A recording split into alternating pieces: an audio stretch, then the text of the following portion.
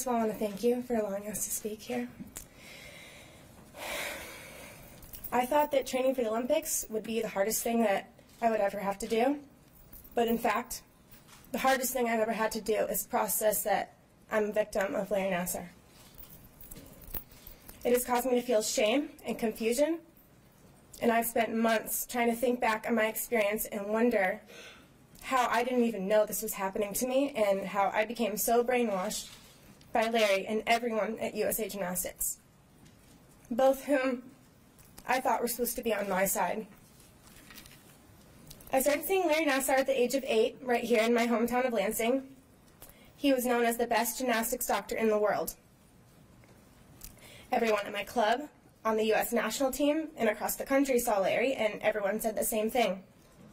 He was a miracle worker, and he could fix just about anything. I was treated by Larry for any and all of my injuries from ages 8 till I was 18. And it wasn't long before he had gained my trust. He became a safe person of sorts. And to my teenage self, he appeared to be the good guy in an environment that was intense and restricting. He would try to advise me on how to deal with the stresses of training or my coaches.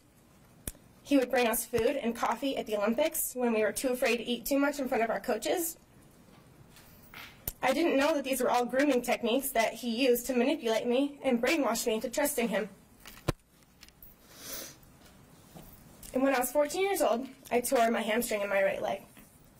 This was when he started performing the procedure that we are all now familiar with. I would cringe at how uncomfortable it felt. He did it time after time, appointment after appointment, convincing me that it was helping my hamstring injury. And the worst part was I had no idea that he was sexually abusing me for his own benefit. I knew it felt strange, but he was the national team doctor. Who was I to question his treatments, or even more, risk my chance at making the Olympic team or being chosen to compete internationally? And after all, he was recommended by the national team staff, and he treated us monthly at all of our national team camps. I had even talked to my teammates, Allie Raisman and Michaela Maroney, about this treatment and how uncomfortable it made us feel. None of us really understood it. After I made the Olympic team, I suffered a stress fracture in my right shin. It was extremely painful to tumble and land using my legs, but I fought through the pain because it was the Olympics, and I knew it would be probably my only shot. Can you slow down just a little? Yes, ma'am. I'm nervous. I appreciate that. Just a little. Our bodies were all hanging by a thread when we were in London.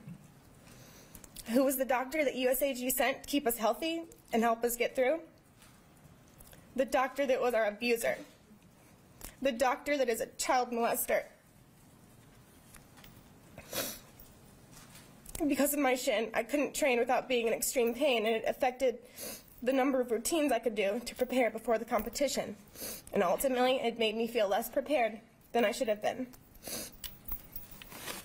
I didn't qualify to the all-around competition, and I went through a dark time right before we won the team gold. Now, I question everything about that injury and the medical treatment I received. Was Larry even doing anything to help my pain? Was I getting the proper medical care? Or was he only focused on which one of us he was going to prey on next?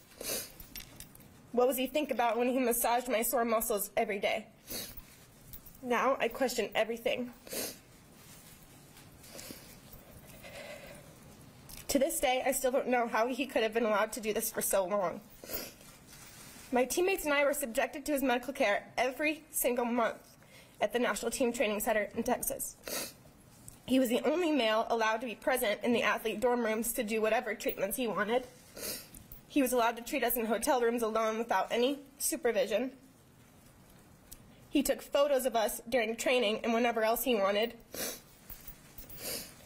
Nobody was protecting us from being taken advantage of. Nobody was even concerned whether or not we were being sexually abused. I was not protected, and neither were my teammates. My parents trusted USA Gymnastics and Larry Nassar to take care of me, and we were betrayed by both.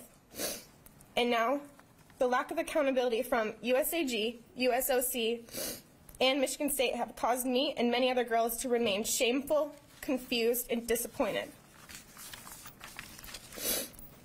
I'm angry with myself for not recognizing the abuse, and that's something I'm struggling with today. But even though I'm a victim, I do not and will not live my life as one. I am an Olympian. Despite being abused, I worked so hard and managed to achieve my goal. But I want everyone, especially the media, to know that despite my athletic achievements, I am one of over 140 women and survivors whose story is important. Our pain is all the same, and our stories are all important. And now, the people who are responsible need to accept responsibility for the pain they have caused me and the rest of the women who have been abused. Larry Nassar is accountable. USA Gymnastics is accountable. The U.S. Olympic Committee is accountable.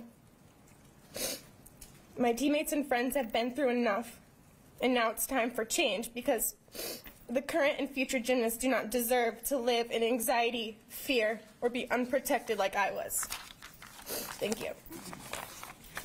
Thank you so much for your words. You have an Olympian voice.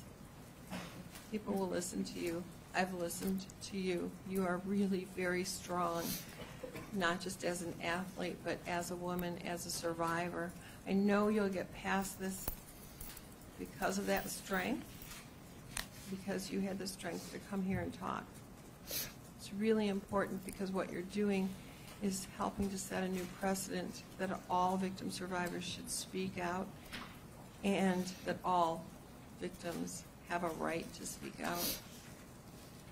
And your young self did not know that, but you have already, with what you've done in our community and so many others and in the world, molded so many young minds and people. What you've just done now is equally important, maybe more important, because they will listen to you. They will speak out like you. They want to be you. You have nothing to be ashamed about. I'm so honored that you came to tell your story here today. Thank you. Thank you.